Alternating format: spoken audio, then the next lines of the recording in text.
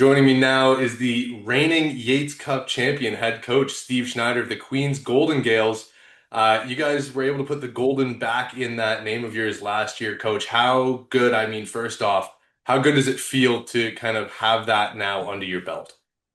Well, it certainly felt good the day of, and we got back to, recognize it and celebrating at our awards night and a couple different events throughout the year with our alumni and our players and things like that. But it's just back to it now. It's back to business and chasing another one. How do you guys kind of set the standard now of, the standard is the standard is something I've heard you guys say in your organization. How is that now or how is that bar now going to be raised with the standard being Yates Cups? Yeah, I think we've always had high standards since I, got here and put our staff together and started working with everybody. And so that's certainly not going to change. We're going to continue to have high standards and high expectations and things like that for all the people in the program and collectively what we can do as a team. But I think, we've learned a lot from the previous year, and advancing, playing in a championship game and winning and then advancing and going to another championship game. There's a lot of lessons that have been learned all the way through our program. And we're just looking forward to, having the opportunity to continue to apply the things that we've learned over the last year. Now, the interesting thing this year is you guys are hosting the Laval Rouge et Or in a scrimmage game at Richardson in a couple weeks.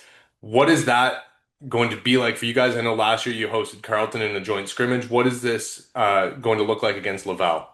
Yeah, well, for us, when we got here as a staff, we wanted to do these types of things, and we got a great opportunity with McGill a few years ago. And we played a very historic rival in McGill, and we played them in kind of a home and home. One year we hosted them, the next year we went up to Montreal and played them. We really enjoyed that. We thought it was beneficial for our team. I don't think it's necessarily advantageous to do it every single year. But when you look at your schedule and you look at your team and what your team needs, sometimes it makes a lot of sense to schedule something in the preseason, and sometimes it doesn't. And with us having an early bye week this year, and a younger team, we just thought this would be a great opportunity. And we were looking for opponents, and one of the places we started with was Laval. And although we don't have an extensive history with them, they're a great opponent. Certainly a well-run football program. We have the obviously utmost respect for their staff and their student athletes and their entire organization. So I just thought it was a great fit. I think the sportsmanship and the professionalism will be high on both sides, and I think we can both benefit a lot from squaring off against each other. Now, you mentioned a young team in aspects. You had a lot of DBs that have been rock solid for years, like Ashton Miller and Keegan Vanek. Those guys have started to age on, and there's this new group in the secondary. How do you look for this team to kind of build with a couple of guys that have played some key roles, but a lot of new faces in that back end? Yeah, there's certainly a number of players back who have dressed and played, but we're not returning a ton of bona fide starters. Players with multiple starts under their belt. So there will be some new faces in the back end, at least for people around the league that aren't maybe as familiar with the depth of the roster. But we've done some things winter and spring to get guys up to speed, to get extra development in, and changed practice plans to just account for some of the areas of our team where we lack experience and to make sure they're featured and they're getting more opportunity to develop. And I think that was positive. The great thing about our team is that they're athletic. They're certainly physically capable of stepping in and playing. So, the athletes that you're going to see in the back end are big, strong, and fast. They're extremely talented, and they just lack game experience. So now we just got to get them up to speed with competitive periods in practice, and then get that Laval opportunity, and then head into what should be a grueling OUA schedule. Yeah, well, you have the week two bye, like you mentioned earlier this year. Then kind of getting that huge experience with Laval and then getting their first road action with the game at Toronto to start the year will certainly be a good introduction. One spot that it feels like you just have 1,000 bodies that never end coming off the bench seems to be in the pass rush section. Talk about that group of young guys led by OJ last year, Oliver Jackson, and how they're going to grow because they're only in their second or third year, a lot of them.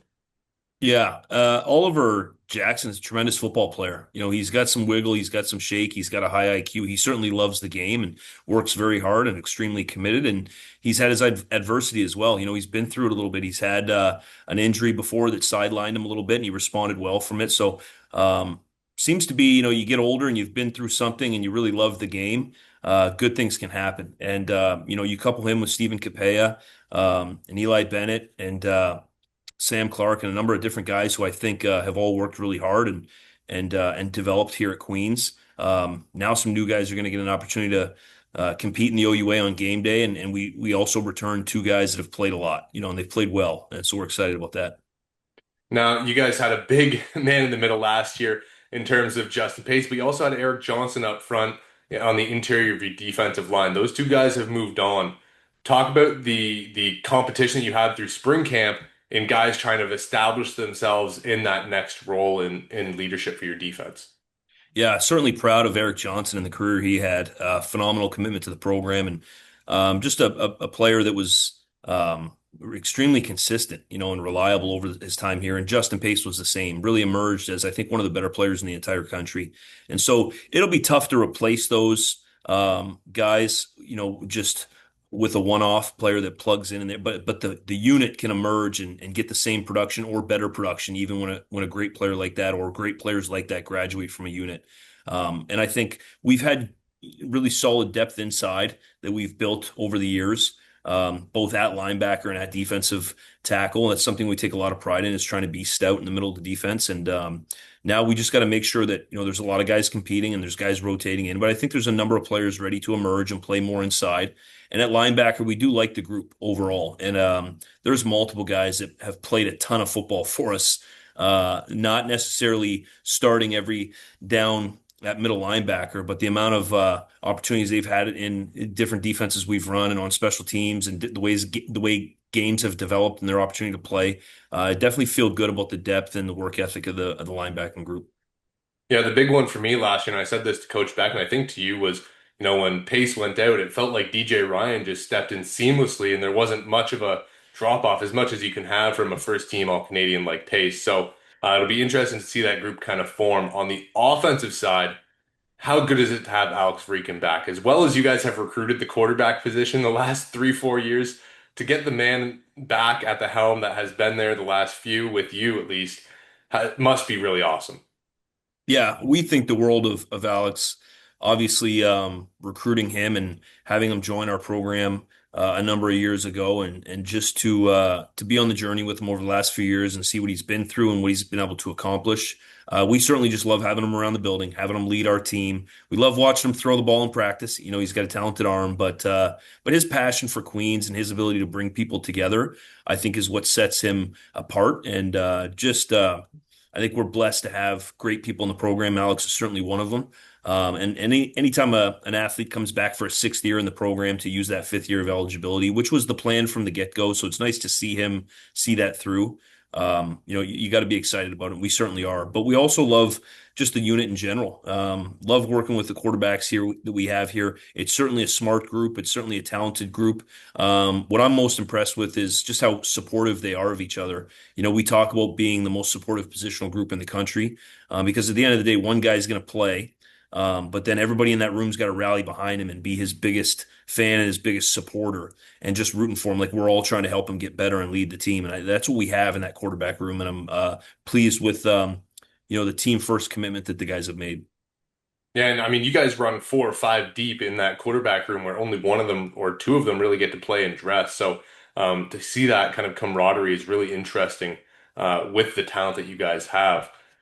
It's nice to have some tall weapons on the outside, though, and I guess Logan Walton from Nova Scotia emerged big time last year. He was your downfield threat throughout the entire season, and then the whole country got to see it in the playoffs and into the national semifinal. The other guy that's healthy is Jack Ashby Jacobs, who has been there working nonstop. Talk about the two of them and how they're going to really lead this receiver group. Yeah, Logan Walton is certainly a versatile athlete. He's very talented. He's explosive. He has tremendous body control and hands, and he's made a great impact in our program in his first 2 seasons. Um, but he's matured as well. Just even this calendar year, the 2026, off season and into the spring and summer, the maturity and the consistency that he's showing right now and the way he's going about his business and how he's working to get better and make people around him better. That's been great to see. Jack Ashby Jacobs is one of those, all heart program through and through guys that you just need those guys. And we're so fortunate to have a guy like Jack Ashby Jacob lay it on the line pretty much every day he's out there. And then you throw Russell Weir and Cedric Smith on top of that, and a number of other guys who have worked really hard, Ashton Watson and Charlie Smith.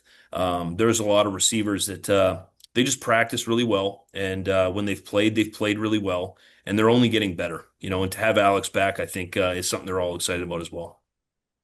Awesome. Now, it wouldn't be Queen's football if we did not talk about the run game.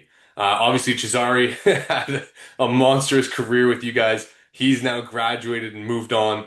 Talk about the next group in the running back room and the unit of offensive linemen that you guys are starting to turn over. I mean, Nick Henning gets signed down to the Las Vegas Raiders. That's a big loss, but one that I'm sure you guys are happy to see as you put somebody into the NFL. Yeah, you got to be happy about that. I think everybody in the program's excited. All of his former teammates and all that. Everybody's excited. Um, it's pretty special, and hopefully he does a great job and has a phenomenal career.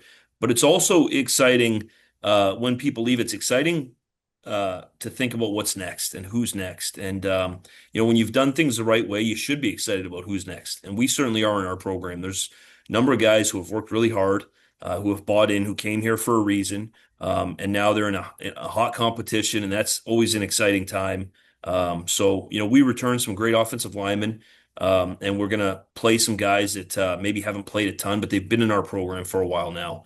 And then Jared Kasari was really ended up cementing himself as a pretty impactful all-time player here at Queens. You look at that record wall out in the hallway here, and he's on it. He's all over it. And he was mentally a very tough and very competitive, very driven individual. You certainly didn't have to motivate him.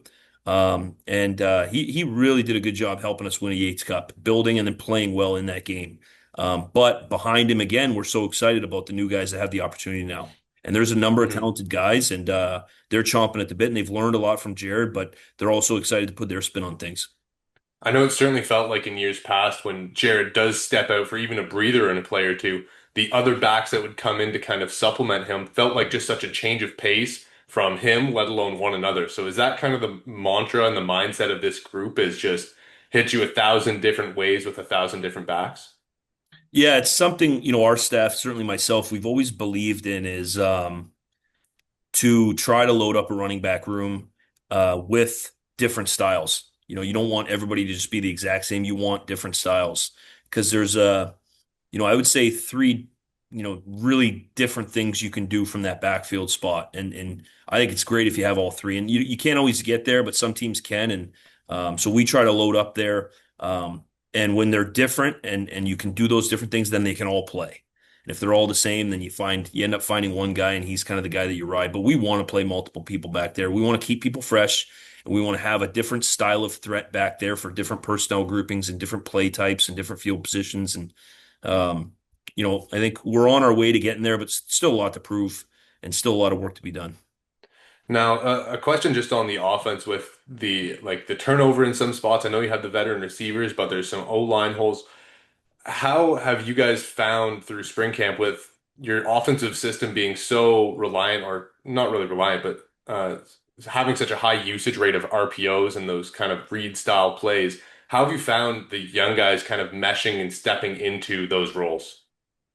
Really well. We really pride ourselves on being a smart football team. So when you come here, the standard is to learn and process and apply information really quickly. And um, you know, we don't, uh, we don't always slow it down. We like to keep our pace of how we do things, and the standard is for everybody to get there. And certainly, if you can't, we're going to help you get there. But we want people to kind of jump on the train, and we want the train to go fast from a learning perspective and a processing perspective. And naturally, our university attracts smart players, so we built our program around that model, and we challenge our guys to learn layers and learn a lot. And I think our coaching staff does a great job of teaching.